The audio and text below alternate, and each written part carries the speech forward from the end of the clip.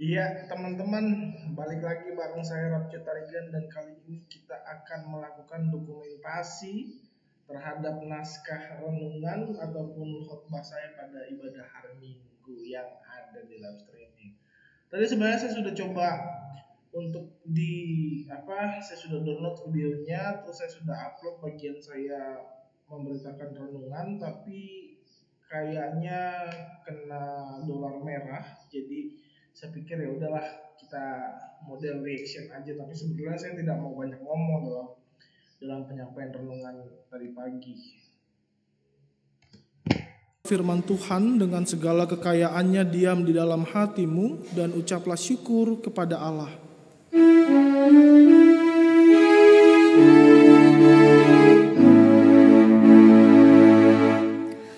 Kepadamu puji-pujian, mada syukur dan segala kemuliaan, ya Bapa, Putra, Roh Kudus, sampai kekal selama-lamanya. Jemaat dipersilahkan duduk.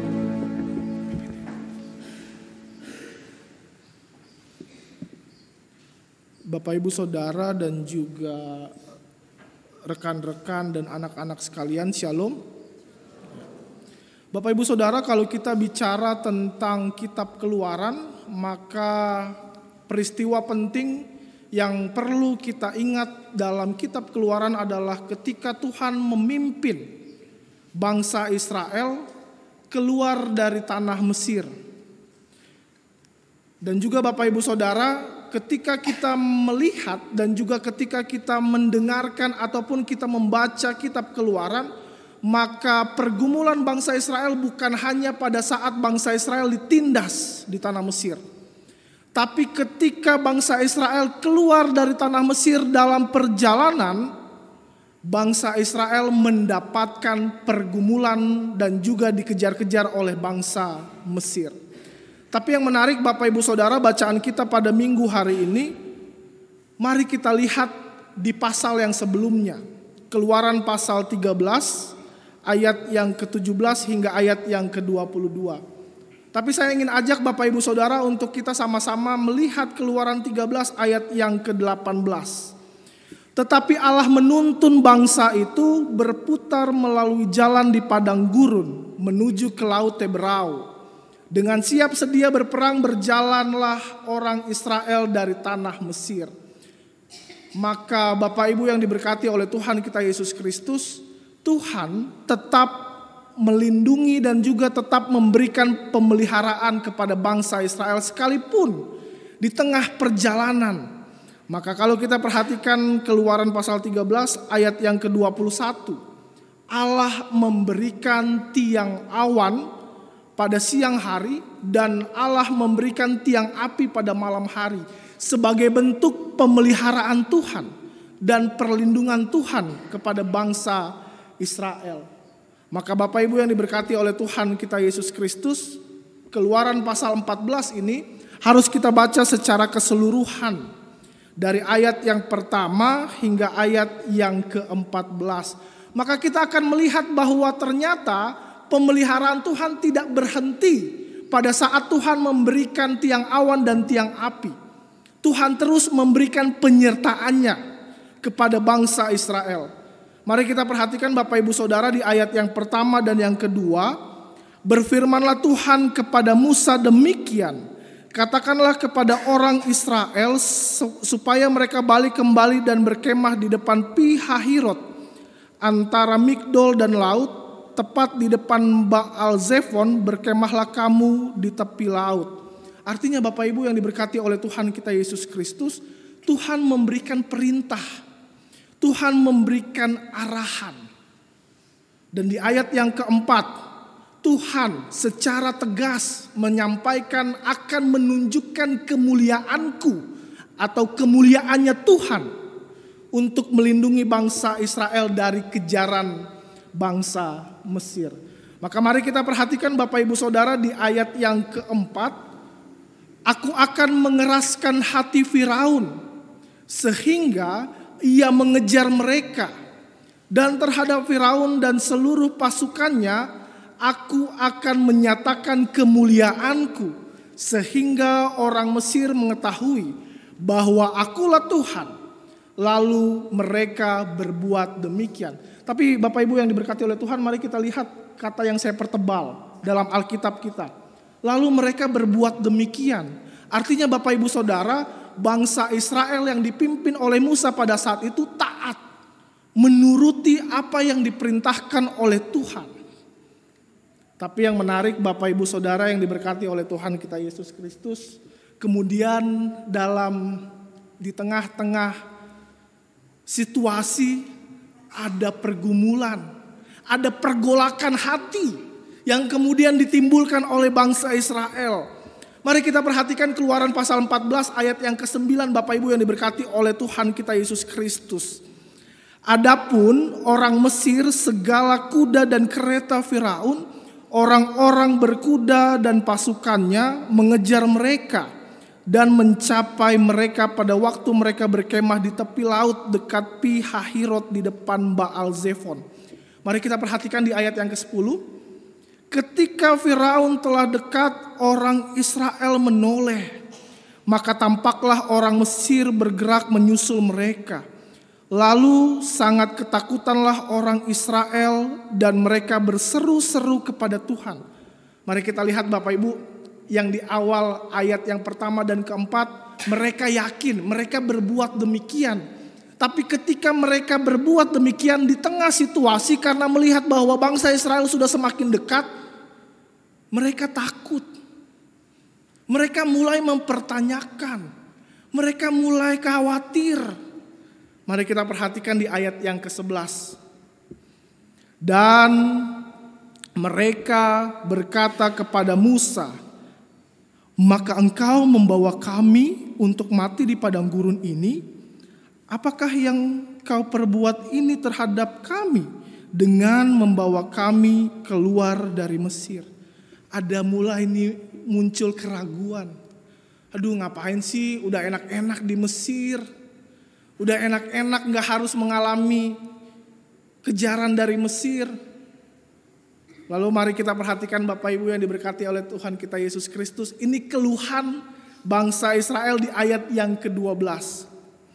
Bukankah ini telah kami katakan kepadamu di Mesir, janganlah mengganggu kami dan biarlah kami bekerja pada orang Mesir. Sebab lebih baik bagi kami untuk bekerja pada orang Mesir daripada mati di padang gurun ini. Mari kita lihat Bapak Ibu. Yang tadinya mereka taat pada Tuhan, mereka mengikuti, mereka bersedia berkemah. Tapi kemudian pada akhirnya mereka menggerutu. Kalau begitu lebih enak di Mesir lah daripada kita mati di padang gurun, gak apa-apa. Menderita, ditindas.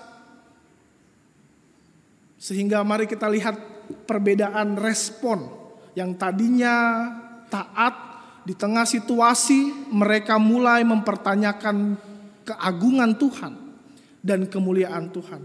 Tapi Bapak Ibu yang diberkati oleh Tuhan kita Yesus Kristus, mari kita perhatikan di ayat yang ke-14 dalam pasal yang ke-14. Kita melihat bahwa Musa merespon keluhan bangsa Israel dengan tenang, dengan santai. Maka Musa sampaikan di ayat yang ke-14, Tuhan akan berperang untuk kamu dan kamu akan diam saja. Artinya Bapak Ibu yang diberkati oleh Tuhan kita Yesus Kristus, Musa bilang ya wes, sek manut wae, meneng wae kalau orang Jawa bilang, udah diam aja biar Tuhan yang berperkara. Musa dengan santai menguatkan bangsa Israel pada saat itu. Musa dengan tenang untuk memberikan penguatan kepada bangsa Israel. Lalu kemudian Bapak Ibu yang diberkati oleh Tuhan kita Yesus Kristus, apa yang menarik yang mau kita bawa pulang dalam kehidupan kita?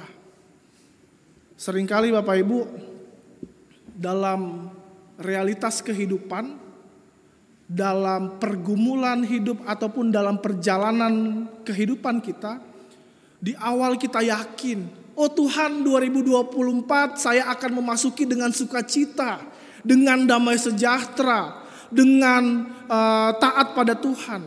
Tapi di tengah situasi dan kondisi, kita mulai merasa bahwa kok kayaknya baru awal Januari udah berat banget bebannya Tuhan. Baru awal bulan di tahun baru, kayaknya kok sudah capek banget Tuhan. Maka Bapak Ibu yang diberkati oleh Tuhan kita Yesus Kristus, sama seperti gambar ini, kita merasa kayak kita sedang berjalan di padang gurun. Gak ketemu tujuannya, kita gak ngerti maksud Tuhan ini apa. Atau mungkin kita seperti orang yang ingin berjalan untuk menaiki tangga.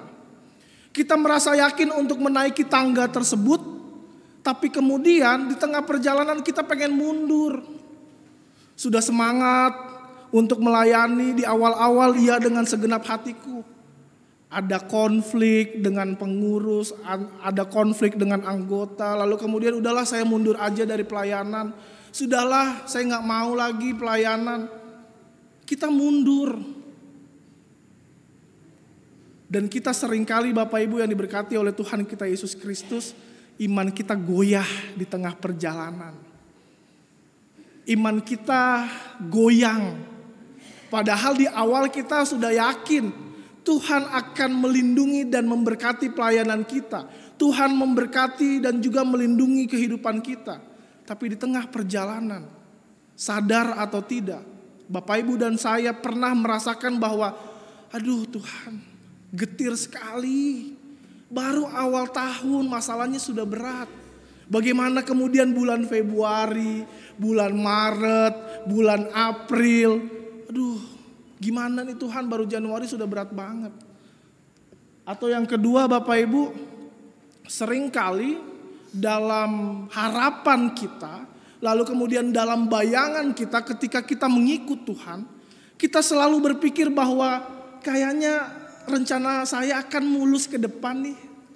Pokoknya saya sudah merancangkan A, B, C, D. Tapi ternyata realitas tidak seperti itu. Realitas kita harus menghadapi batu-batuan, naik, turun, lalu kemudian kita melewati gelombang laut dan yang lain sebagainya. Maka seringkali Bapak Ibu yang diberkati oleh Tuhan kita Yesus Kristus, bayangan kita terhadap realitas yang terjadi itu berbeda. Apa yang kita pikirkan ternyata Tuhan berbeda. Apa yang kita bayangkan ketika mengikut Tuhan, pada realitasnya Tuhan gak pengen kita santai. Tuhan gak pengen kita cuma mulus aja. Ada pergumulan, tapi juga di situ kita bertumbuh. Ada tantangan hidup, disitulah kita bertumbuh. Maka Bapak Ibu yang diberkati oleh Tuhan, bayangan versus realita. Bayangan kita menjadi pelayan Tuhan, jadi presbiter, ataupun jadi pengurus komisi-komisi dan PLK, akan tenang, Tuhan akan kemudian selalu membuat saya senang. Tapi ternyata realitasnya ketika dilantik jadi presbiter, diteguhkan jadi presbiter, ada yang ngomongin A, B, C, terus kemudian kita, Tuhan kayaknya saya sudah melakukan yang terbaik, kenapa saya masih diomongin ya? Oh Tuhan, sering kali kita merasa bahwa bayangan kita akan selalu mulus. Maka Bapak Ibu yang diberkati oleh Tuhan kita Yesus Kristus, hal yang harus kita lakukan adalah kita sujud di hadapan Tuhan dan merendahkan hati dan diri di hadapan Tuhan. Dan ini menjadi penting. Sekalipun dalam pergumulan hidup, sekalipun dalam tantangan yang kita hadapi, tapi kalau kita tikam lutut di hadapan Tuhan, maka kita akan mampu menjalaninya. Maka kita akan mampu melewatinya. Maka mari Bapak Ibu yang diberkati oleh Tuhan kita Yesus Kristus, semangat yang semula kita miliki itu harus kita pertahankan. Semangat yang semula kita dapatkan untuk berjalan bersama dengan Tuhan. Jangan kendor, jangan pudar, tetap menyerahkan diri kepada Tuhan. Tetap datang pada Tuhan. Tuhan memang tidak menjamin hidup kita selalu berjalan dengan sesuai dengan harapan. Tapi Tuhan berjanji akan selalu menyertai dan menguatkan. Tuhan tidak pernah berjanji jalan selalu mulus. Tapi Tuhan berjanji bahwa akan menyertai Bapak Ibu Saudara hingga kepada akhir zaman. Maka mari Bapak Ibu yang diberkati oleh Tuhan kita Yesus Kristus, kita harus sujud di hadapan Tuhan. Kita harus tikam lutut di hadapan Tuhan.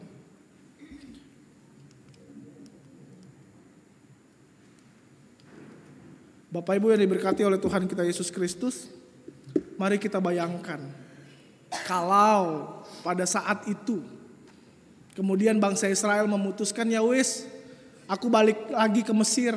Ya sudahlah, daripada saya harus melanjutkan perjalanan yang gak jelas ini mau kemana, saya lebih baik balik lagi lah ke Mesir. Mari kita bayangkan Bapak Ibu kalau seandainya bangsa Israel pada saat itu kembali ke Mesir. Apa yang terjadi? Kalau bangsa Israel kembali ke Mesir pada saat itu, maka kita tidak akan melihat pemeliharaan Tuhan. Kalau kita perhatikan Bapak Ibu dalam Keluaran pasal 14, ayat yang ke-15 hingga ayat yang ke-31. Bagaimana pemeliharaan Tuhan menuntun bangsa Israel melewati Laut Teberau. Itu bukti pemeliharaan Tuhan. Kalau seandainya bangsa Israel balik lagi ke Mesir, maka kita tidak akan mengetahui cerita dan pemeliharaan Tuhan. Bangsa Israel melewati Laut Teberau. Maka Bapak Ibu yang diberkati oleh Tuhan kita Yesus Kristus, seringkali dalam posisi itu kita juga seperti bangsa Israel. Kita mengeluh, kita kecewa, kita berat. Tapi mau tidak mau kita harus melanjutkan perjalanan bersama dengan Tuhan. Mau tidak mau kita harus taat pada Tuhan. Maka Bapak Ibu yang diberkati oleh Tuhan kita Yesus Kristus, Martin Luther, salah satu reformator gereja, bilang, untuk mengetahui apa yang Tuhan perintahkan dalam hidup kita, maka kita harus rajin baca kitab suci. Maka penting Bapak Ibu, dahulu sejarah gereja mencatat bahwa Alkitab itu hanya bahasa Ibrani, bahasa Yunani, dan bahasa Latin. Lalu kemudian Martin Luther mengatakan bahwa Alkitab itu harus diterjemahkan ke dalam bahasa-bahasa setempat, agar umat memahami apa yang Tuhan perintahkan dalam kehidupan umat Kristen. Maka penting Bapak Ibu, ketika kita ingin taat pada Tuhan, mengikuti dan menuruti apa yang menjadi perintah Tuhan, kita harus rajin baca kitab suci Bapak Ibu. Kalau saya ingat lagu Pelkat PA pada saat saya masih kecil, kalau tidak salah lagunya begini. Baca kitab suci, doa tiap hari, doa tiap hari, doa tiap hari. Baca kitab suci, doa tiap hari kalau mau tumbuh. Jadi artinya Bapak Ibu, kalau kita mau tumbuh, kita harus rajin baca kitab suci. Kalau kita mau tahu tentang apa yang Tuhan perintahkan dalam hidup kita, kita harus rajin baca kitab suci. Maka Bapak Ibu yang diberkati oleh Tuhan kita Yesus Kristus, kemudian Yesus memberikan penyederhanaan agar kita lebih memudahkan, agar kita lebih mudah untuk memahami apa yang Tuhan perintahkan dalam kehidupan kita yang tertulis dalam kitab suci. Maka Bapak Ibu yang diberkati oleh Tuhan kita Yesus Kristus, kalau kita selalu kenal hukum kasih. Kalau dalam Matius 22 ayat 37 menyampaikan jawab Yesus kepadanya, kasihilah Tuhan Allahmu dengan segenap hatimu dan dengan segenap jiwamu dan dengan segenap akal budimu. Lalu kemudian Matius pasal 22 ayat 39. Dan hukum yang kedua yang sama dengan itu ialah kasihilah sesamamu manusia seperti dirimu sendiri. Ini perintah yang Tuhan sampaikan dalam kehidupan kita. Ini ringkasan atau rangkuman seluruh isi dari kitab suci. Kasih kepada Allah dan kasih kepada sesama. Kita tidak mungkin mengasihi Allah kalau kita tidak mampu mengasihi manusia yang kelihatan. Maka dua-dua ini harus berjalan bersama-sama. Maka dua-dua ini harus berjalan beriringan. Maka dua-dua ini harus berjalan seia sekata. Kita tidak bisa bilang yang penting saya datang ke gereja, lalu kemudian saya aktif dalam pelayanan, ternyata relasi dengan sesama tidak baik, relasi dengan sesama buruk. Maka dua hukum kasih ini Bapak Ibu yang diberkati oleh Tuhan kita Yesus Kristus menjadi pegangan kita dalam kehidupan kita hari lepas hari. Ini menjadi perintah Tuhan dalam hidup kita. Bapak Ibu yang diberkati oleh Tuhan kita Yesus Kristus, tema kita adalah kasih Allah yang membebaskan. Ketika Tuhan menyertai kehidupan kita, ketika kemudian Tuhan memberikan kasih-Nya kepada kita. Apa buktinya kasih Tuhan dalam kehidupan kita? Tuhan memberikan anaknya yang tunggal untuk menebus dosa kita dan menyelamatkan kita. Maka karya kasih itu jangan sampai terhalang dengan yang namanya egosentris atau menjadikan diri sendiri sebagai titik pusat pemikiran. Ataupun berpusat pada diri sendiri, menilai segalanya dari sudut pandang sendiri, mementingkan kepentingan diri sendiri. Kenapa masih banyak orang yang korupsi? Karena mementingkan diri sendiri. Kenapa banyak orang yang kemudian saling menjatuhkan satu dengan yang lain? Karena kepentingan diri sendiri. Maka ketika kita merasakan kasih Allah jangan sampai terhalang. Bapak Ibu sudah diberikan berkat. Bapak Ibu sudah diberikan kehidupan. Lalu kemudian karena egosentris merasa, aduh kurang nih. Aduh kayaknya saya gak bisa makan nih besok. Karena apa? Karena kita menilai segala sesuatu dari diri sendiri. Sehingga kasih Allah itu terhalang. Maka kalau kita mau merasakan kasih Allah, mari kita geser egosentris itu. Mari kita hilangkan egosentris itu. Oh ya udah nggak apa-apa. Hari ini cuma makan ini, Tuhan kami bersyukur, kami menikmati apa yang Tuhan berikan. Aduh penghasilan saya sebulan cuma segini, aduh nggak cukup begini-begini. Bapak Ibu yang diberkati oleh Tuhan kita Yesus Kristus, maka mari ketika kasih Tuhan itu ada dalam kehidupan kita, jangan terhalang pada egosentris yang ada dalam diri kita. Jangan terhalang pada kesombongan diri kita. Karena kita hebat, karena kita merasa bahwa kita lebih mampu dari orang lain, lalu kemudian mengukur segala sesuatunya dari perspektif kita.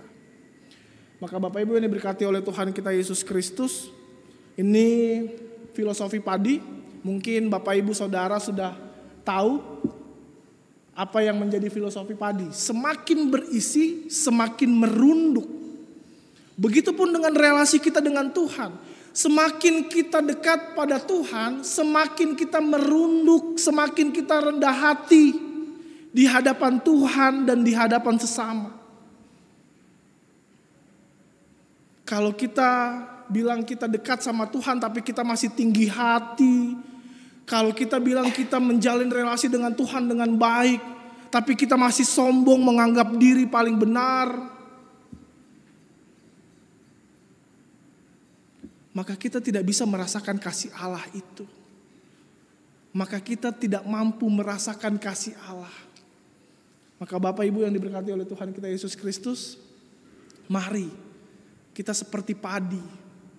Semakin kita berisi, semakin kita dekat sama Tuhan, semakin kita berpelayanan, Bapak Ibu yang diberkati oleh Tuhan kita Yesus Kristus, kemarin saya ikut talkshow by Zoom yang diadakan oleh GPIB Jemaat Marturia Lampung. Lalu kemudian pemateri menyampaikan seperti ini. Pelayanan itu bukan diukur dari rajinnya datang ke gereja. Tapi pelayanan itu diukur seberapa kita dalam menyentuh perasaan orang lain. Kalau apa yang kita lakukan tidak menyentuh hati orang lain, maka mari kita pertanyakan diri kita sendiri. Ketika kita beriman kepada Tuhan, dengan kita rendah hati, maka kita mampu membuat orang lain untuk tersentuh dengan apa yang kita lakukan. Maka pelayanan bukan hanya diukur kita rajin, kita datang, tapi seberapa dalam kita bisa menyentuh hati orang lain. Seberapa dalam kita dipakai oleh Tuhan untuk kemudian menjadi perpanjangan tangan Tuhan dan juga menjadi saluran sukacita untuk orang lain. Maka Bapak Ibu yang diberkati oleh Tuhan kita Yesus Kristus, mari Bapak Ibu dan saya, kita sama-sama berjalan dalam kasih Tuhan dan kita bagikan kasih itu dalam kehidupan hari lepas hari. Amin. Ya, seperti itu guys.